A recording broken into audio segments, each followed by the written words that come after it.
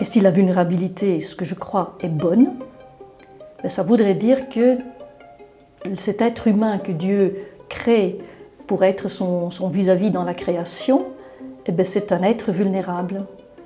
Cette vulnérabilité est bonne, elle est inscrite dans le projet de Dieu pour l'humanité.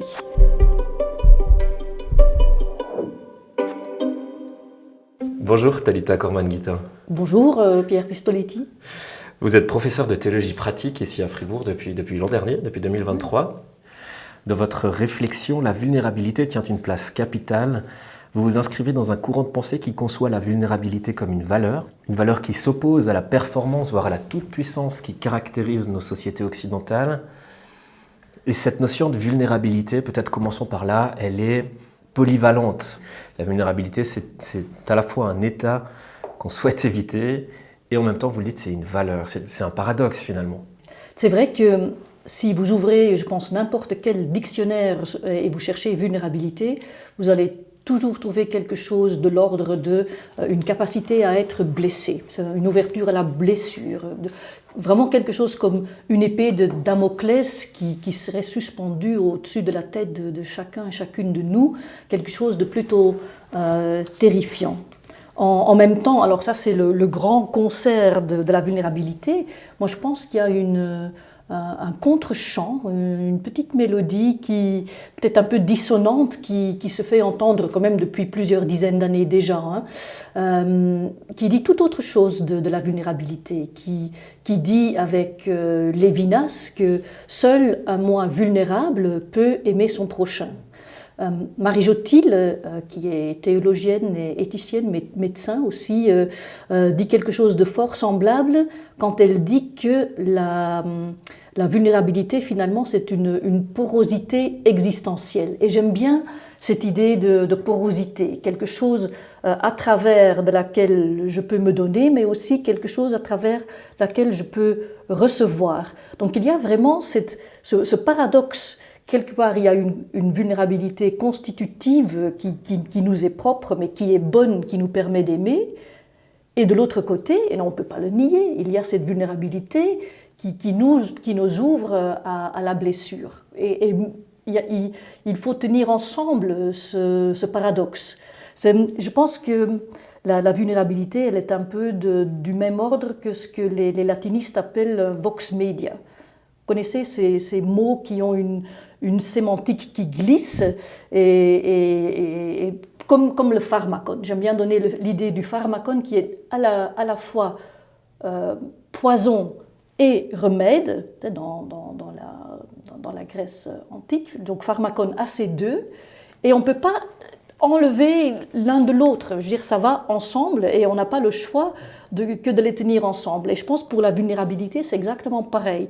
Il y a ces deux entités, ces deux pôles entre lesquels elles vacillent, et nous sommes équipés d'origine, si j'ose dire, des deux. Nous avons cette vulnérabilité-là en nous, et il faut garder ensemble les deux pôles de la vulnérabilité. On ne peut pas enlever un des deux pôles. On doit vraiment tenir ensemble la vulnérabilité qui nous menace et la vulnérabilité qui est un bien, qui est une valeur, comme vous disiez en introduction. Et si, en tant que théologiens, nous rejetons cette vulnérabilité comme quelque chose de mauvais, eh bien, nous jetons le bébé avec l'eau du bain. La vulnérabilité comme une valeur, comme une menace, on peut assez aisément le comprendre. Mais qu'est-ce qui constitue la valeur de la vulnérabilité ? Je pense que c'est justement c'est ce qui nous ouvre, c'est cette porosité existentielle dont parle Marie Jottil, et qui nous ouvre à l'autre, qui nous met dans une relation avec l'autre. La vulnérabilité, disait encore Lévinas, nous interpelle, elle nous met devant nos responsabilités, elle nous inscrit dans de l'interdépendance. En même temps, je comprends très bien que c'est quelque chose qui m'est souvent rétorqué, la vulnérabilité qui permet d'aimer. Vous ne pouvez pas aimer si vous n'êtes pas vulnérable. Mais cette vulnérabilité qui nous permet d'aimer, ça pose problème à personne. La vulnérabilité, par exemple, dans des situations de handicap, est beaucoup plus difficile à mettre en valeur et à dire, mais celle-là aussi, elle est bonne.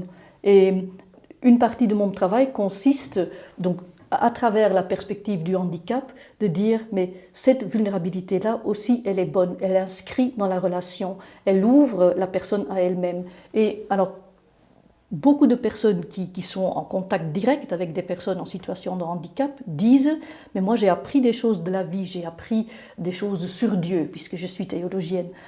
J'ai appris, je suis beaucoup plus intelligente entre trois couches de guillemets maintenant que j'ai appris à apprivoiser cette vulnérabilité-là que si je ne l'avais jamais côtoyée. » Alors, quels pourraient être les dénominateurs communs entre cette vulnérabilité qui est une blessure et qui permet d'aimer et des vulnérabilités, vous parliez du monde du handicap, etc.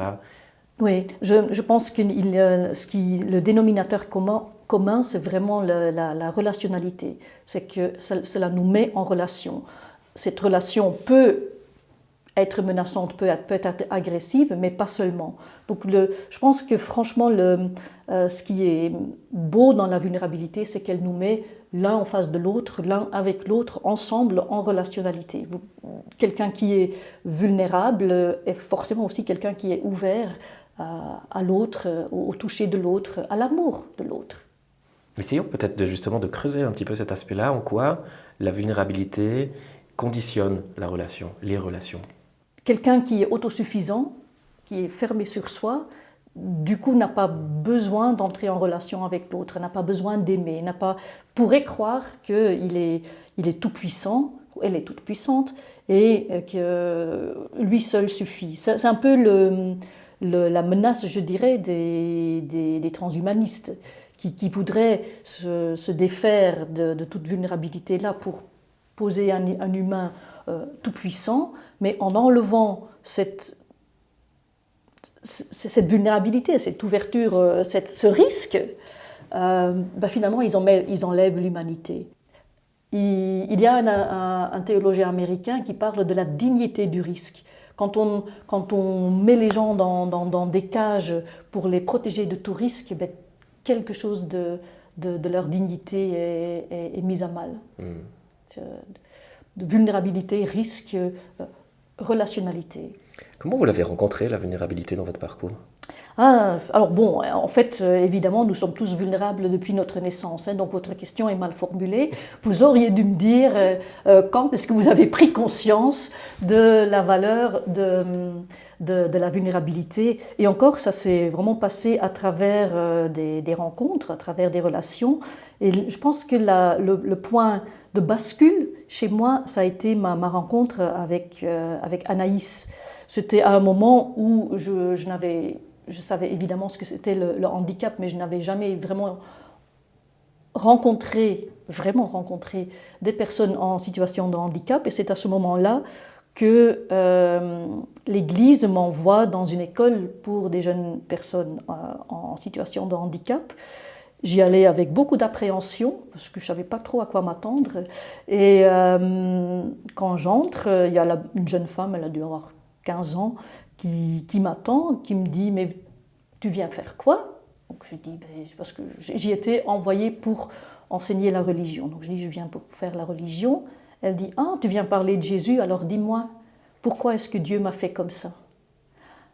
Et alors, j'avais juste une licence de théologie en poche, donc je pensais quand même avoir réfléchi à certaines choses, mais je n'avais jamais réfléchi à cette question-là. Je n'avais pas de réponse à lui donner, donc bonne catholique, j'ai couru chez monsieur le curé, qui m'a dit « oh, mais il faut lui dire que ce n'est pas Dieu qui l'a fait comme ça ». Et là, tous les voyants se sont mis au rouge chez moi, et je me suis dit « ça, c'est pas possible ». Cette jeune femme a une conviction forte, c'est que c'est Dieu qui l'a fait comme ça. Elle ne comprend pas pourquoi, mais c'est Dieu qui m'a fait comme ça. Et moi, j'aurais dû lui dire, non, c'est pas Dieu qui t'a fait comme ça. Si c'est pas Dieu, c'est qui, s'il vous plaît? Donc là, a vraiment commencé chez moi une recherche à partir de cette intuition d'Anaïs, cette intuition forte. C'est Dieu qui l'a fait comme ça. Alors, pourquoi et comment? Et donc là commence un parcours qui va mener finalement vers une thèse. Et alors à l'époque, je n'avais pas de réponse pour Anaïs, mais on me repose cette question évidemment encore aujourd'hui, Et je dis que mais tel que Dieu t'a fait, Anaïs, il t'a bien fait. Et c'est notre regard sur toi qui est malade, qui est perverti, qui est bancal. Mais ce n'est pas la façon dont Dieu t'a fait qui serait mal en soi. Mais ça va nous mener loin, hein, parce que ça veut dire que si Dieu l'a fait comme ça, et si la vulnérabilité, ce que je crois, est bonne, ben ça voudrait dire que cet être humain que Dieu crée pour être son vis-à-vis dans la création, eh ben c'est un être vulnérable. Et donc, pour moi, cette vulnérabilité, même jusqu'au handicap d'Anaïs, jusqu'à la déficience d'Anaïs, cette vulnérabilité est bonne, elle est inscrite dans le projet de Dieu pour l'humanité. Ce n'est pas une conséquence de la chute. Et ça, on est nombreux à le dire, mais je ne pense pas qu'on soit un courant majoritaire encore. J'ai bon espoir que ça va le devenir, mais pour l'instant, on voit quand même encore souvent ce que nous appelons la déficience comme une conséquence de la chute. Mais alors qu'est-ce que ça veut dire d'un point de vue théologique que la vulnérabilité, voire la déficience, pourrait être des attributs de Dieu ? Là, vous allez très loin. Zindel dirait certainement que oui, et Origène aussi. Donc, à nouveau, il y a un chemin qui parcourt la tradition théologique qui voit la fragilité et la vulnérabilité de Dieu comme un de ces aspects de Dieu, une des caractéristiques de Dieu, et qui ne s'oppose pas forcément à sa toute-puissance, qui fait partie de cette toute-puissance de Dieu, donc pas comme opposition, mais comme vraiment faisant partie d'eux. Et je dirais que si cette vulnérabilité est bonne, si elle fait partie de ce que Dieu est, ben, peut-être qu'on en aurait moins peur. Ma question n'est pas tellement comment est Dieu, mais comment sont nos... Parce qu'on ne le saurait jamais jusqu'au jour où on sera en face à face. Mais nos représentations de Dieu et nos représentations de l'au-delà aussi jouent sur la façon dont on agit aujourd'hui. Et moi, c'est ça qui m'intéresse. C'est comment est-ce que nos représentations de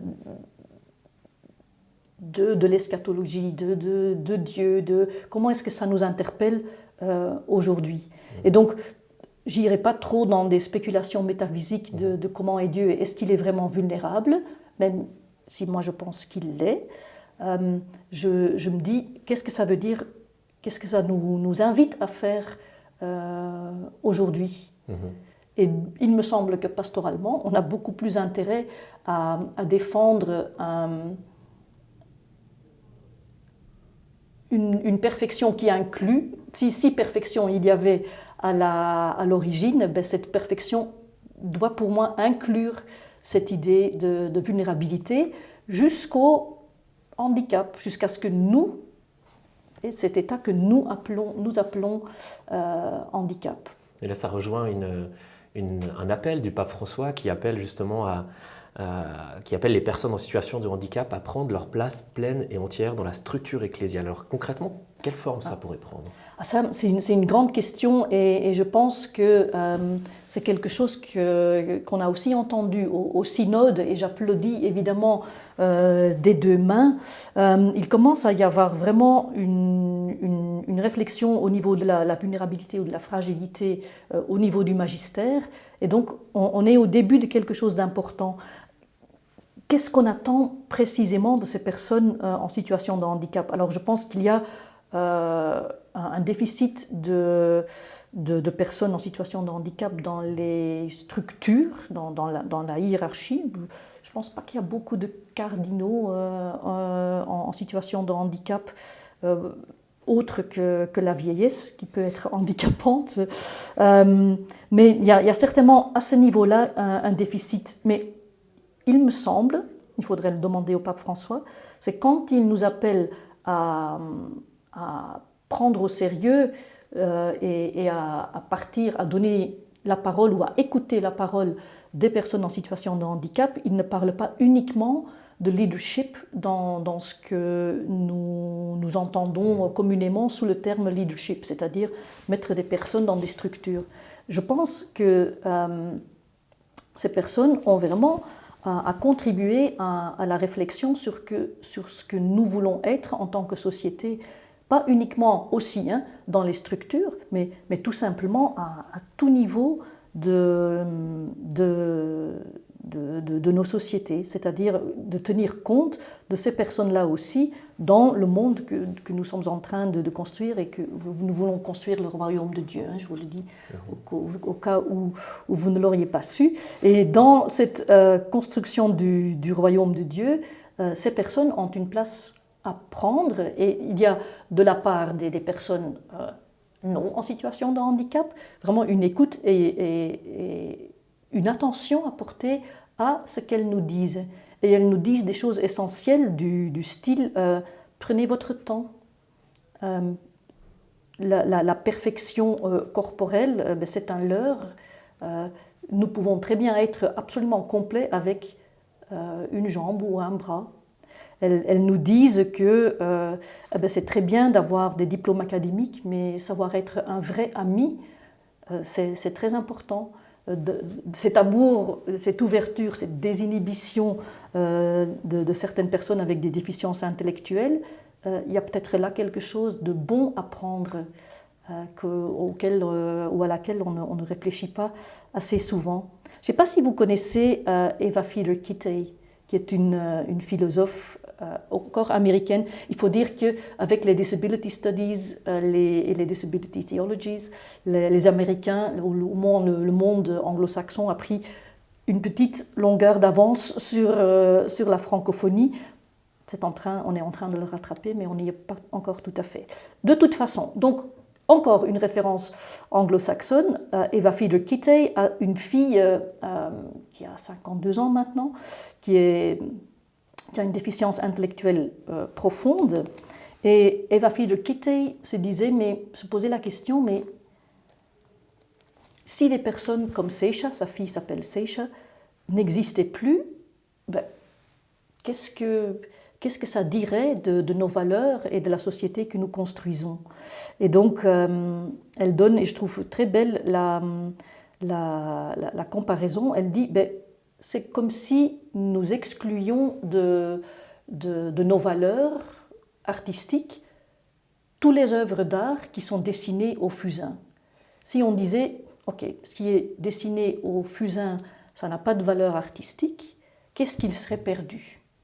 Puisqu'il resterait Rembrandt, il resterait Picasso, mais tout ce qui est dessiné au fusain n'aurait plus de valeur. Et puis elle dit, on pourrait très bien vivre, mais on aurait exclu de tout ce qui existe au niveau dessin artistique, les œuvres faites au fusain. Et je pense qu'on aurait vraiment perdu quelque chose. Donc il me semble important de voir que toutes ces œuvres dessinées au fusain ou à la gouache, à l'aquarelle, je ne sais pas, mais toutes ces œuvres ont une valeur artistique et toute personne a une valeur artistique, mais a une valeur tout court et contribue quelque chose à nos sociétés. Si seulement on pouvait voir ça, on aurait déjà pas mal gagné, me semble-t-il. Vous l'avez évoqué, mais j'aimerais vous reposer la question en termes de valeur. Qu'est-ce que la déficience, qu'est-ce que la vulnérabilité, qu'est-ce que les personnes en situation, on est tous au fond en situation de vulnérabilité, mais qu'est-ce que cette vulnérabilité apporte à l'Église?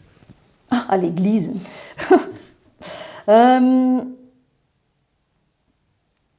Mais je pense que c'est un peu la même chose, cette vulnérabilité qui nous met en relation et en interdépendance, elle est essentielle. Et en fait, si Paul dit que c'est quand je suis faible que je suis fort, ça n'est pas pour rien. Il y a quelque chose qui nous fait vivre dans cette faiblesse, quelque chose de Dieu qui se révèle dans cette faiblesse. Et si on n'y prête pas attention, si on le valorise pas, il nous manque une partie de ce que Dieu est et de la façon dont Dieu veut se révéler à nous.